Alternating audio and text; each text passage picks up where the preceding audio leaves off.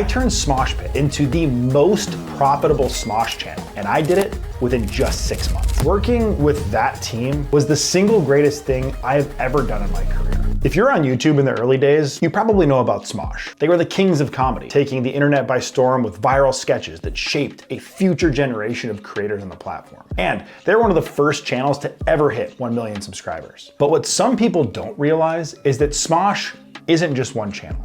It's a whole network of channels. And at the time, it was owned by a company called Defy Media. The second channel, Smosh Pit, was made to be a fun side channel where the cast could try new ideas, vlog, and kind of just mess around. But by 2017, it became a financial black hole. The videos were tanking in views and revenue, and Defy Media was basically ready to take it out back and put it down. At this time, I was an executive producer in the Defy network, working for Smosh and several other channels, and it was around this time I got a call. Turns out the company wanted me to take over production of the Smosh Pit channel, and I could not have been more excited. I saw what was going wrong, and I had a strategy that I was sure could turn things around. And I did exactly that. I turned Smosh Pit into the most profitable Smosh channel, and I did it within just 6 months. How did I do this? In short, I cut what didn't work, I doubled down on what did, I let the YouTube algorithm work for us, and I got the cast excited about the content without spending a fortune. Now that might all sound simple now, but back in 2017, YouTube was practically in the Stone Age. In fact, it was this year that they rolled out the new YouTube studio that we all know today. In this video, we're gonna look back at my full strategy and process that brought Smosh Pit 10 times the viewership, 1,000% increase in subscriber growth, and made it the single most profitable channel in the Smosh portfolio. How could such a popular brand like this slow down in the first place? Well, the content strategy was all over the place.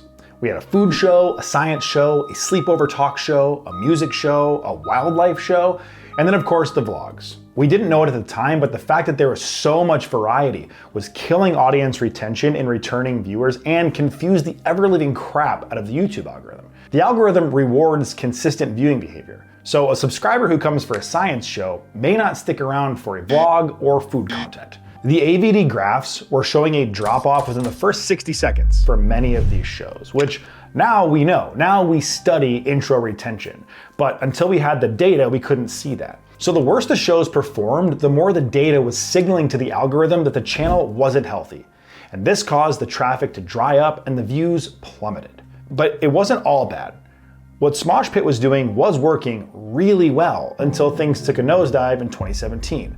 So what happened? 2017 was a huge year for YouTube. And I'm gonna focus on 3 things that changed in the YouTube ecosystem that year that really did shape the way that we created content. First, you had the Vine invasion, okay? You had former Vine stars flooding YouTube, introducing a short form comedy style that redefined audience expectations and viewing behavior. Back then you had long form content creators that almost scoffed at Viners because they were making such short form content. But I looked at that as a way to learn. Obviously, they were building massive audiences on another platform. So take a second and realize that that is important and we should be learning from that. Number 2, you had mainstream media starting to copy YouTube formats and then essentially producing their shows so they could be clippable YouTube videos. All right, you had viral YouTube ideas that we saw on TV, carpool karaoke, lip sync battle, to name a couple. And that added this additional layer of competition for native YouTube creators. Of course, when you look at it now, it's almost complimentary because they saw what we already did and they wanted to be part of our world. But it was kind of scary because you're like, wait a sec, I have all of these YouTubers that I'm competing with and now I have to compete with Jimmy Fallon? What? That was just a foreign concept for us. It really shouldn't have been anything to be scared of because these guys started copying our formats and somebody might have copied one of mine. And number 3, and probably most importantly, the YouTube studio overhaul. This was the single most significant change to the YouTube ecosystem that year and probably ever. This was the first time that we could deeply analyze watch time and retention, meaning that we could finally stop guessing what worked and start doubling down on what actually did. It has reshaped what it means to be a content creator. Back then, most creators were apprehensive at the new studio changes because it was different. There's too much to look at. They wanted the original view because the new one was, I don't know, too complicated or hard to read, but like they were giving us all of that data. Are you kidding?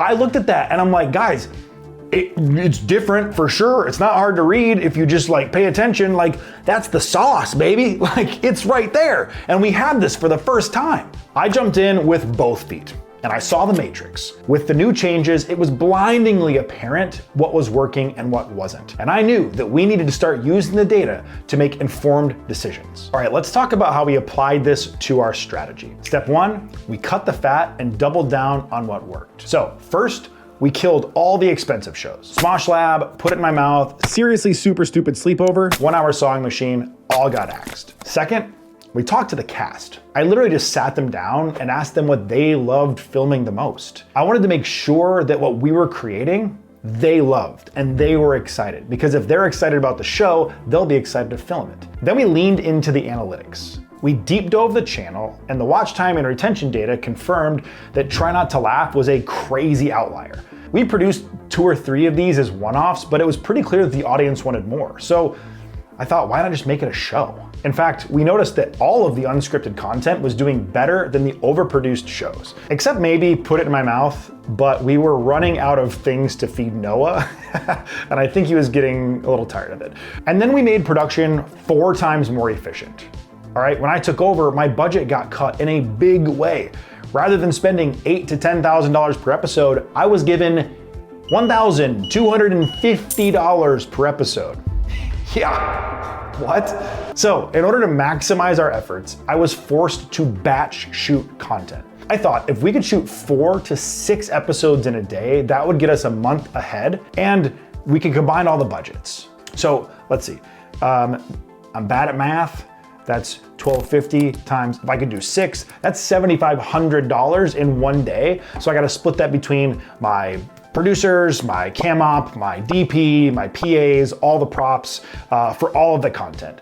But it can be done, right? Like it's just a matter of doing it. So bulk shooting means we got more time for planning, we got more time for packaging, testing, and analyzing the data. I might be slightly off on this, but if I recall, Try Not to Laugh episodes had a 40% higher retention rate than any other format. This is relative to the content that we were uploading at the time, so that data obviously was a little bit skewed. If you have the big highly produced content kind of going down like this, and Try Not to Laugh, even if it did marginally better, I think we would have seen that that was an outlier, but it was like 40% better than what we were doing. So I was like, okay, that's a signal. Like, let's do more of that. And I'm not trying to say that Try Not to Laugh was the holy grail of all content on YouTube ever, but it was an indicator that the audience wanted to see more of that over the other content. Because we gave the audience what they wanted, they were watching more videos per session as well, all right? The increased session time meant increased total watch time and views, which signaled to the algorithm that the channel should be recommended more.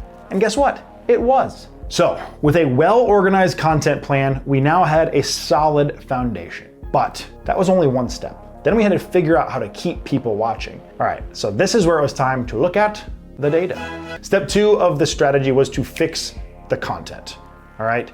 We had to go from chaos to clarity. I cut the channel from 5 uploads per week down to 2, and we increased the quality and consistency. I replaced big budget flops with 4 thematically aligned formats. All right, we had Try Not to Laugh, obviously, we just talked about that, super high engagement and retention and massive views. To this day, the #1 most viewed video on that channel is a Try Not to Laugh episode with Jujimufu. Shout out Jujimufu. Nobody knew who he was. Did I put him on? Maybe. Maybe. We threw in 2 truths and a lie. This was really casual and had a lot of audience curiosity because they were learning about the Smosh Squad. Also, it was a vehicle for guests. We ended up bringing in Olivia's boyfriend at the time, and also Ian and Pam, his ex-girlfriend, did an episode together. So it was just like super juicy content for the fans. We did the squad vlogs, obviously, that had already been going, but we wanted to double down on that because it worked so well and the cast was having fun. This was personality driven, it was super fun for the cast, we could go out and explore the world, so you can kind of have like a different glimpse of Smosh outside of their normal element. We continued with the show with no name. This was very low cost, all right? It was an intimate setting. We had our little set up. This was also a huge audience engagement vehicle because we would use Twitter to ask the audience questions and then use the questions on the show to kind of shape the narrative. And then after all that, we looked at packaging. And we're doing all of these extremely personality-driven formats, and we have the Vine invasion happening, new expectations from the audience. So we decided to make the packaging a little bit more Gen Z friendly, and that really worked out. All right, so now that we're here, step 3 was scaling successful formats. Try Not to Laugh evolved from monthly to every 3 weeks, to every 2 weeks, and then finally it went weekly. People were begging for it. This was the first time we can see the impressions graph and the view drop off. So we could see the long tail of a video's shelf life, viewership wise. So we did this thing where we put up the graphs for all of the last 4 Try Not to Laughs, and they all had a really high average tail. So we're all right, what if we just did this once a month? Because it'll kind of imagine the tail trails off, and then we bump it up with a new episode, and we're just kind of basically like a beach ball. We're continuing to bop the beach ball in the air. And then we saw that the tail went on forever, which indicated to us that people were still watching. There was no audience fatigue yet. So that's when we went, okay, let's just move the upload date 1 week forward, and then 1 week forward. And then finally we were at a week. Not only were we bumping the beach ball, we were bumping it exponentially higher. Because of Try Not to Laugh, the views hockey sticked, and it was incredible. So we knew we were onto something. And then because we decided to batch shoot the content, we were able to get a month ahead, which let us test audience reactions, and then we could tweak the formats in the edit for future episodes. So imagine we have 4 episodes, up to 6 episodes in the can, ready to go, editors working on them. We could take the data and then bring that data to the editor and make tweaks. Like we do now. Back then, this was so new. Okay, now that we were far enough ahead, I wanted to experiment. I decided to experiment with new show ideas that matched our audience's humor and sensibilities.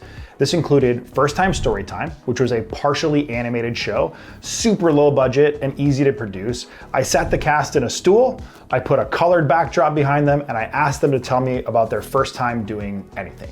So we ripped through the first shoot that we did, each cast member sat down and told me 5 different stories. So in one day, we cranked out 30 pieces of content. It was fantastic. As soon as that was done, I sent the action to the animator and they would basically animate what the cast was saying. I'll put links in the description if you guys wanna go watch these episodes. Super fun. The one with Courtney is hilarious. It was our first episode out of the gate. Very, very cool. I created a show called Day Jobs. It had come to my attention that several of the cast members had never had real jobs before. So I created a show called Day Jobs because I felt, why not document putting them into the workforce? They ran a donut shop, a daycare, they were lifeguards, and a food truck. They did the food truck episode, the pupusas. Oh, so much fun. That was pure chaos. That day was chaotic, but so much fun. Very proud of those episodes, and it resonated with the audience. And then finally, when we were thinking about the vlogs, we wanted to introduce new things to what we were doing there. And so we decided to do dramatic reading of fan fiction. If you've ever seen the website Wattpad, it is chock full of hilariously juicy fan fiction, mostly written by children. So it's like they want it to be spicy, but they're high schoolers and they're awkward. And so it comes off extremely funny. This was great. It leveraged fan created content, first of all, so it got additional engagement. And then it was just so much fun to put the cast in these situations where they're acting out the fan fiction. By this point, we were cooking, all right? We doubled down on what worked. We started introducing new content that was being well received by the fans, and we were feeling good. When researching for this video, I found that in the 1 year I ran Smosh Pit, 11 of the videos I produced are in the top 20. A channel that had been around since 2005. And in just 1 year under my management with this strategy, we got 11 videos into the top 20, including an episode of Day Jobs, by the way, which some people thought wouldn't work. And not only did it work, but Kevin Hart took that idea and he did a format very similar, okay? So this was the early sign to me that mainstream celebrities wanted to be like us. They weren't a threat, okay? They were here to learn from us. How cool is that? All ego stroking aside. Step 4, optimize for growth, all right? This was great. We could actually start evolving our thumbnails. We did A/B testing, multiple versions of thumbnails to see which had the best CTR. And this wasn't something that was really being done back then. We maybe had 2 thumbnails if we weren't sure if we wanted to go with an A or a B, but consistent iteration of thumbs was not being done, okay? We started doing that. Also, by the way, shout out to Anthony Padilla. For those of you who don't know, this guy was really the godfather of thumbnail strategy, and I learned so much from him about composition and thumbnail theory. Like, that's a whole separate topic of discussion, but Anthony really was on the vanguard of thumbnail creation. He was the one that figured out how to like compose a thumbnail to capture the most eyeballs, the highest CTR. Like, people started copying what he was doing because it was working. So yeah, anyway, shout out to Anthony. When it came to the edits, we wanted to obviously create better pacing in the edit. So we used audience retention graphs to speed up intros and keep viewers engaged longer. This is now common practice, but it wasn't up until 2017. We created engagement loops, okay? We started asking the audience direct questions in videos to increase comments and shares.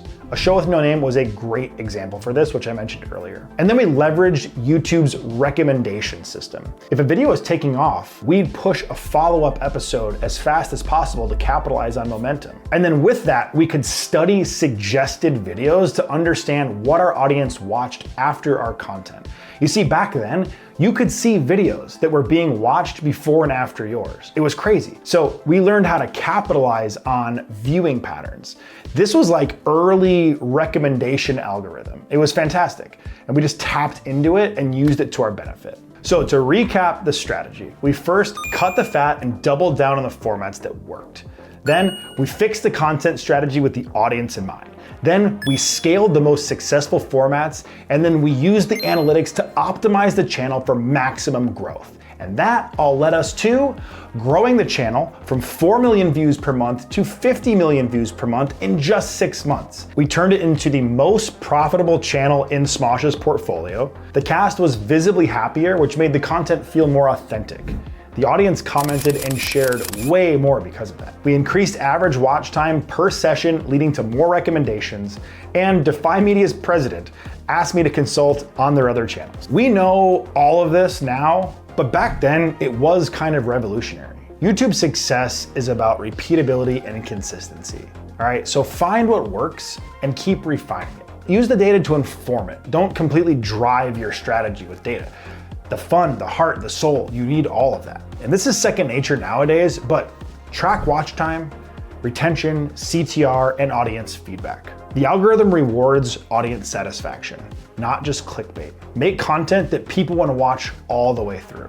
All right, again, this is stuff we know nowadays. Over-deliver on your thumbnail and give people consistent hooks throughout the video. And from a production standpoint, batch shoot your content. This will save you time and money and allow you to take the time to improve the quality. So that is how we brought Smosh Pit back from the dead. To this day, it is still the highest performing channel in their portfolio by a mile.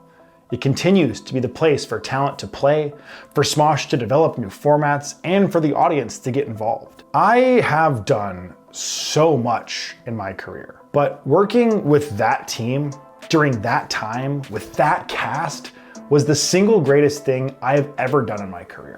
I am so proud of everyone who was ever involved and everyone who keeps moving it forward. It's awesome to see the things that we did back then continue to pay off now. It is so gratifying. And I'm so grateful to have been a part of Smosh for even 4 years. So remember, 6 months before all of that, 6 months before the channel was dying, and with our limited knowledge compared to today, we turned that around, all right? All that's to say, it's never over. You have the tools, and there is no reason to die on a hill. Believe the data. And if something isn't working, stop it. Just stop. Be quick to change and constantly monitor performance. Now, hit the subscribe button and the notification bell so you never miss an update, and I will see you next time. Like to my subscribe, guys.